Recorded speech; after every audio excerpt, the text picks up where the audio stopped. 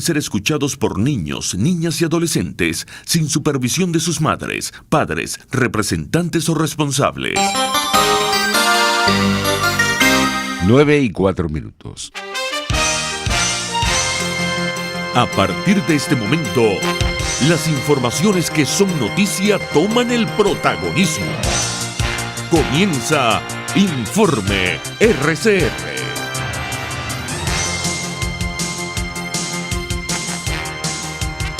Muy buenos días. Bienvenidos a este Informe RCR de hoy, 6 de octubre de 2020. Como siempre, estamos trabajando a nombre de Jaime Nestares en la dirección general de la estación, de Willy Zarcaya en la gerencia de producción, de Jackson Vargas en la coordinación de redacción. En la producción de este espacio está Marilia García y en la dirección técnica César Arteaga. Les saluda Argenis Barreto como todos los días. Les recuerdo que tenemos un canal en YouTube.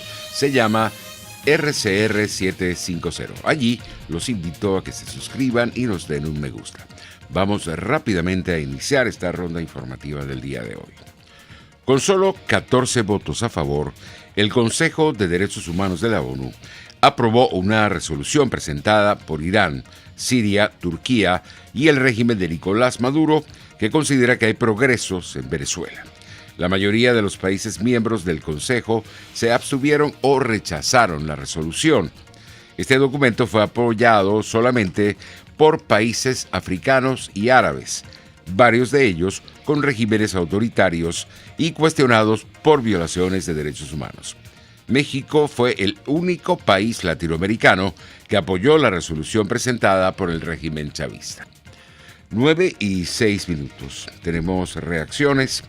Félix Gerardo Arellano, internacionalista y profesor universitario, aseguró que tanto el informe que elaboró Michelle Bachelet, la alta comisionada para los derechos humanos de la ONU, y el que presentó la Misión Internacional Independiente de Determinación de los Hechos sobre esta materia en Venezuela, han dejado muy mal parado el régimen de Maduro en el escenario internacional. El grupo independiente pues ha sido mucho más duro. El grupo independiente no tiene que discutir, ella tiene que lidiar, negociar con los gobiernos. El grupo de expertos independientes es eso, expertos independientes. Está en juego su prestigio, su capacidad, su moralidad, de tal manera que ellos sí pueden profundizar mucho más que la señora Bachelet. Pero ninguno de los dos escenarios son beneficiosos para Miraflores. Ahí Miraflores está jugando a cuál es el menor mal posible y asume que es el equipo de la señora Bachelet. Yo no creo que le beneficie ninguno de los escenarios y mi esperanza es que se logre el número de votos en el Consejo de Derechos Humanos que termina sus sesiones ordinarias estos días, esta semana, y debe aprobar todas las resoluciones. A las 7:10 de la mañana, Félix Gerardo Arellano también destacó cómo el caso Venezuela está generando fracturas en el gobierno de Argentina. De cómo el embajador ante la OEA tenía una posición muy atenuada, muy favorable a Miraflores, el canciller argentino una posición mucho más dura. Entonces estamos viendo una confusión en el gobierno argentino que es producto de las serias diferencias que existen entre el presidente y la vicepresidenta, teniendo en cuenta que por lo visto ella tiene mayor poder de facto, aunque el poder jurídico, el poder formal está en manos del presidente Fernández. Vanessa Neumann, embajadora del gobierno interino de Juan Guaidó ante el Reino Unido e Irlanda, aseguró que la decisión del Tribunal de Apelación británico sobre el oro venezolano de regresar el caso al Tribunal Superior para que dictamine con exactitud a quién reconoce como autoridad es un punto técnico y simplemente significa que sigue el proceso.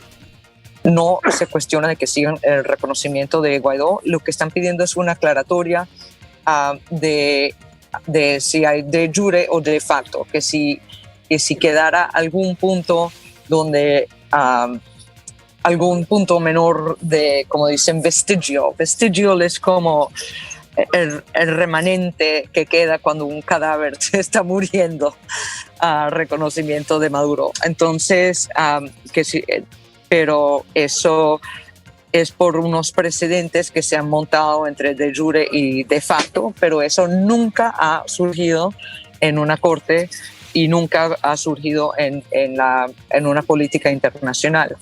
Incluso la Cancillería tendría una gran motivación para seguir defendiendo su política exterior, que ha sido en pro del pueblo venezolano y en pro de la democracia en Venezuela y en pro de Juan Guaidó.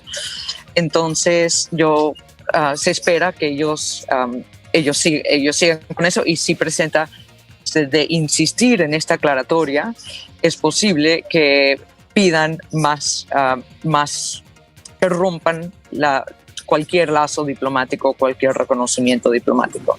Eso es una consecuencia posible, y es algo que seguramente la Cancillería ahora estará pensando, y de ser así, la aclaratoria, digamos, que no le gustaría mucho a Maduro.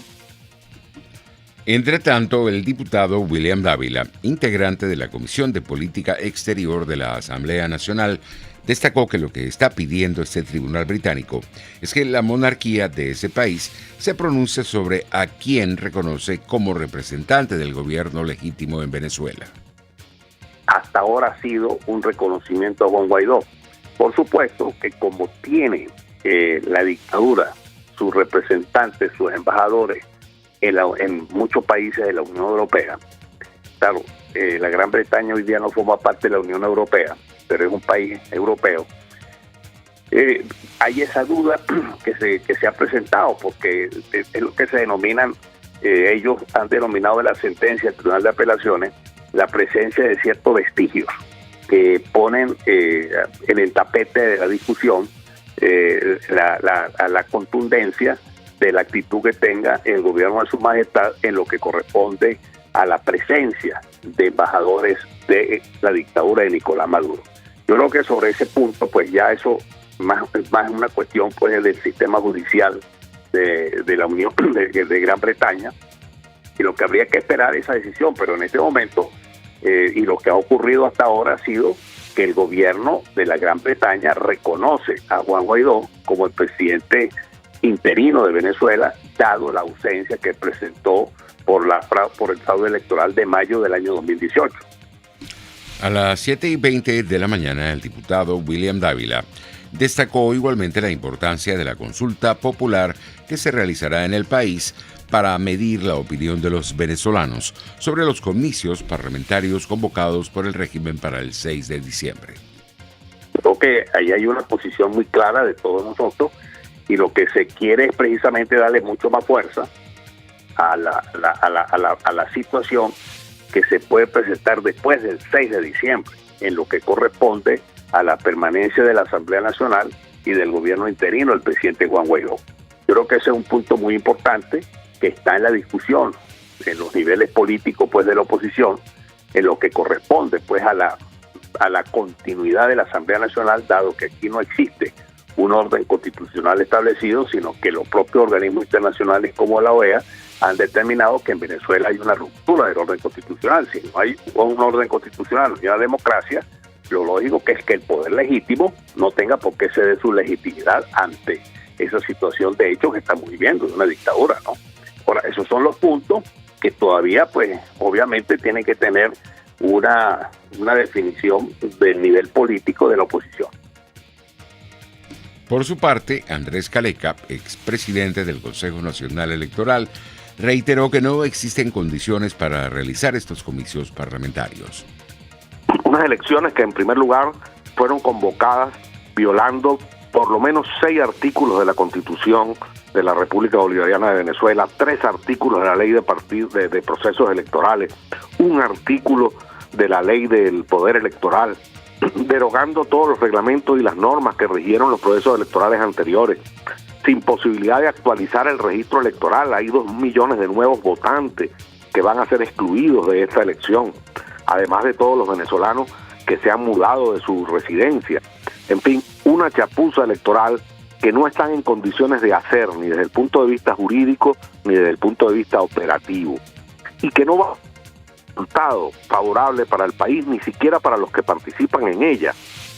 Ayer decía yo, en un programa, de una entrevista que me hicieron, que estas elecciones no le van a servir ni siquiera al señor Maduro, buscando recuperar algo de la legitimidad perdida a raíz de todo el desaguisado que significaron las elecciones presidenciales de 2018, unas elecciones presidenciales donde se eliminaron tarjetas, donde se inhabilitaron candidatos, donde el señor Maduro concurrió prácticamente solo hubo la candidatura de Henry Falcón, y el propio Henry Falcón tuvo que denunciar posteriormente el proceso electoral al que fue sometido. El embajador Emilio Figueredo aseguró que el mecanismo constitucional que representa al presidente interino Juan Guaidó es el único que reconoce la comunidad internacional. El hecho de que haya todo este procedimiento de las farsas continuas que ha hecho el régimen, que culmina con esta elección del 6 de diciembre, eso no va a darle legitimidad y bueno, podrá quedar como cualquier fórmula que se acepte, pero esa es la que va a aceptar la comunidad internacional. No es un problema de que si se prolonga o no se prolonga la asamblea, sino que simplemente estamos viviendo en un estado de ilegalidad perpetua, que la gente termina tratando de olvidarse de que esta circunstancia es tan antigua, que viene desde, vamos a sacarla desde la época que se creó el gobierno paralelo, cuando Ledesma ganó la alcaldía metropolitana de Caracas, ¿no? O sea, sistemáticamente se ha estado violando la Constitución, con gobiernos paralelos, con instituciones paralelas, con parlamentos paralelos. El embajador Emilio Figueredo aseguró que el mecanismo constitucional que representa al presidente Juan Guaidó destacó igualmente cómo la ley antibloqueo que promueve el régimen es atacada hasta por sus mismos aliados políticos en el país. Inclusive la izquierda del chavismo la ha atacado muy fuerte con varios artículos muy duros, demostrando los peligros que representan para la vigencia, digamos, de un sistema de respeto fundamental de las relaciones en sociedad. Y la han atacado el Partido Comunista, los Tupamaros, PPT. O sea, hay una situación donde este intento de crear la autocracia, la dictadura perfecta, el control completo de todo en manos de Nicolás Maduro, eso no va a prosperar, porque eso es completamente anacrónico, y mucho más en las circunstancias actuales de Venezuela, que está prácticamente en un nivel de pauperización tan grande que necesita respaldo de los grandes centros mundiales, financieros, médicos, etcétera, y esto no lo va a obtener esta especie de farsa continua. En otras informaciones tenemos que los educadores salieron este lunes a las calles de todo el país para exigir mejores salarios. Los detalles en el siguiente reporte de nuestros colegas de La Voz de América. La falta de condiciones para una educación a distancia y los riesgos de que los estudiantes vuelvan a las aulas sin condiciones de higiene adecuadas motivó una protesta nacional de maestros en Venezuela. No han entendido lo que ocurre hoy en Venezuela, que no han entendido que no se puede seguir jugando con el proceso de enseñanza y aprendizaje de todos nuestros jóvenes. Los maestros vamos a hacer una gran campaña en todo el país de concientización para que más nadie se preste para la mentira de la educación a distancia. En ese mismo contexto y a pesar de la pandemia, durante las protestas que se registraron de manera simultánea en todo el país, los maestros también reclamaron condiciones laborales dignas. Tengo colegas maestros que están comiendo de la basura, no subsisten con nada. Hay docentes que lo han botado de su alquiler y están viviendo en algunas escuelas. Le digo a todos mis compañeros, a todos los sectores, que tenemos que seguir unidos, con una sola voz. Desde la Asamblea Nacional del país, el diputado opositor Rafael Veloz expresó su respaldo a la manifestación pacífica.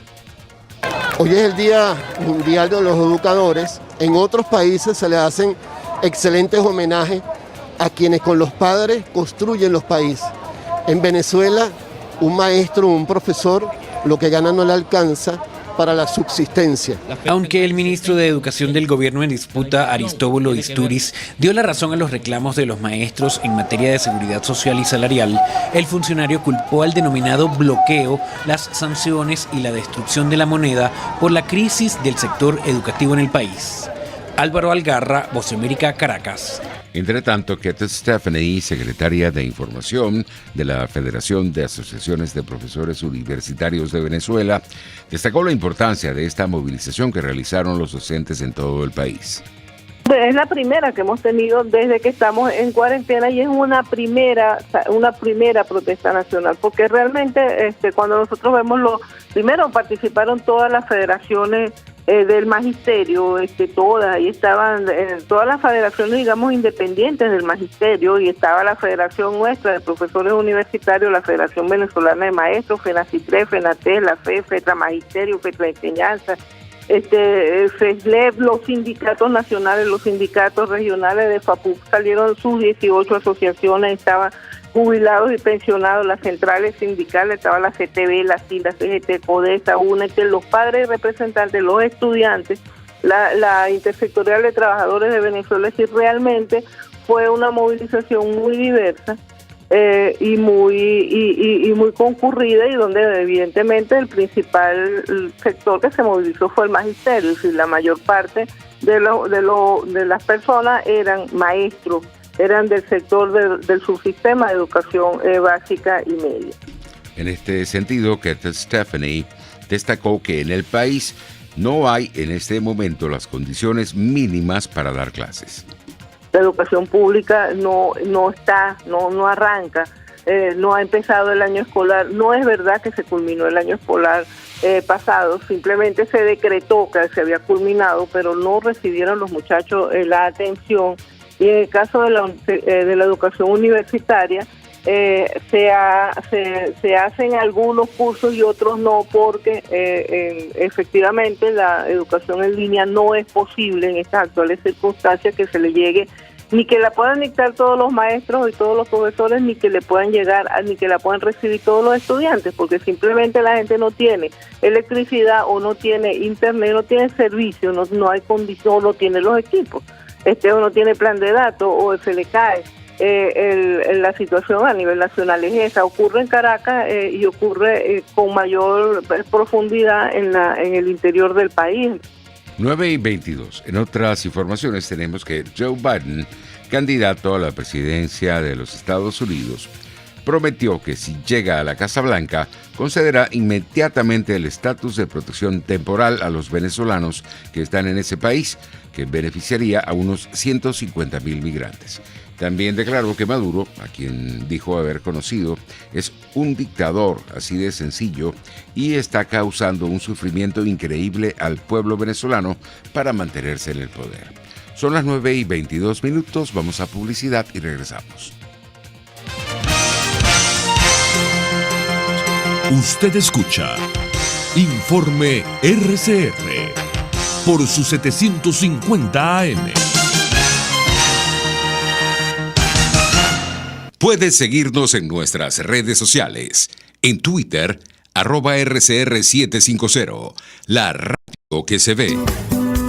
Dosis Alternativas, una ventana abierta donde usted hallará respuestas a diversos temas de salud que nos preocupan. La distensión abdominal, muchas personas lo plantean como una enfermedad. Sin embargo, la distensión abdominal, más que una enfermedad o una condición, es un síntoma y es un motivo de consulta sumamente frecuente entre los pacientes que van al gastroenterólogo o que vienen a la consulta de gastroenterología. Dosis Alternativa les hace llegar de una manera sencilla y amena la orientación de profesionales que necesita para comprender y manejar correctamente situaciones de nuestro día a día. Los resultados del laboratorio tienen que ser interpretados con la clínica del paciente. Si bien es cierto, siempre es bueno hacerse exámenes médicos por lo menos una vez al año, también es bueno hacerse también la evaluación clínica, no solo hacerse el examen de laboratorio, sino también ir al médico internista, hacerse un chequeo general anual. Dosis Alternativa con Marilia García y Jackson Vargas, de lunes a viernes a las 9:30 de la mañana, solo por RCR, la radio que se ve. Les estamos presentando Informe RCR el compacto informativo de esta hora. Solo por RCR 750 AM.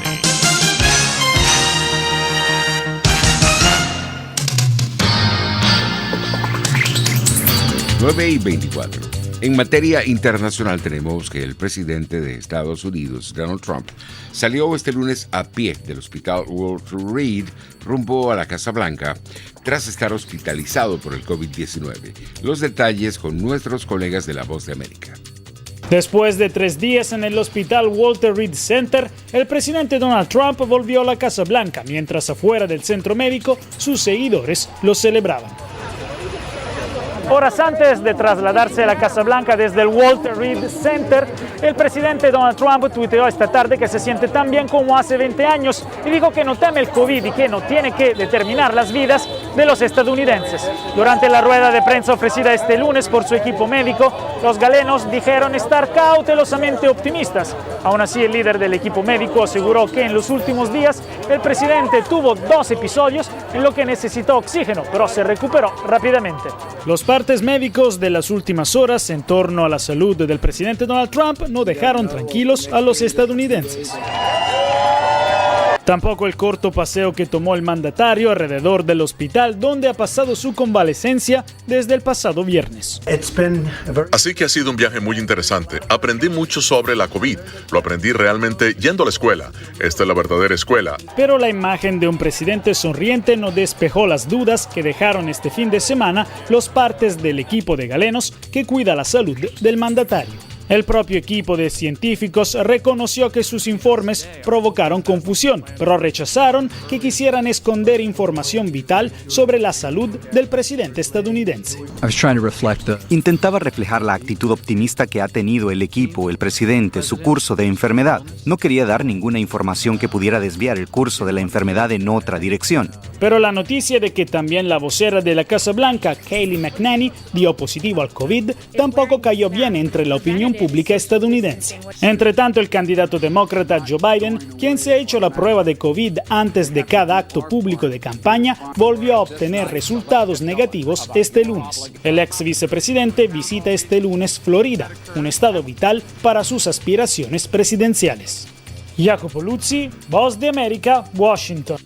Y en Nueva Zelanda, la primera ministra Jacinda Ardern dijo hoy que su país venció nuevamente al COVID-19 y anunció que a partir de la medianoche del miércoles, la ciudad de Auckland, la más poblada del país, regresará a la normalidad luego del confinamiento bajo el que estuvo en agosto al detectarse un rebrote. Esta es la segunda vez que los neozelandeses le ganan al coronavirus. La primera ola fue contenida a finales de mayo, pero cuando el país alcanzaba los 102 días sin detectar contagios locales, 4 miembros de una familia de Auckland dieron positivo. Un día después se declaró un nuevo confinamiento para el 1,5 millones de habitantes de esta ciudad, la más poblada del archipiélago en el Pacífico Sur. Debido al rebrote, la ministra Ardern aplazó entonces por un mes las elecciones parlamentarias hasta el próximo 17 de octubre, con el fin de habilitar centros de votación anticipada y darle la oportunidad a los partidos de realizar sus campañas. Aplaudida internacionalmente por su gestión frente a la pandemia, que incluyó uno de los confinamientos más estrictos del mundo, cuando a finales de marzo el país apenas tenía unas 50 infecciones, pero que le permitió también un retorno a la normalidad a principios de junio, la primera ministra neozelandesa advirtió este lunes que el regreso al nivel más bajo de la alerta, el nivel 1, no significa que el virus haya sido eliminado por completo, y lamentó que se use menos la aplicación oficial del rastreo de COVID-19, así como el descenso en el número de tests. El regreso del virus no es lo único que nos preocupa, también hay un regreso a la indulgencia, dijo. En más del panorama internacional tenemos que la Corte Suprema de Justicia de Colombia anunció este martes que transfirió a la Fiscalía las investigaciones contra el expresidente Álvaro Uribe por sus presuntos vínculos con paramilitares. En un comunicado, el alto tribunal explicó que perdió competencia para investigar a Uribe en prisión domiciliaria desde el 5 de agosto ante su renuncia a su condición de congresista y remitió el proceso a la Fiscalía General de la Nación. Son las 9:29, así llegamos al final por el día de hoy. Que tengan un feliz día.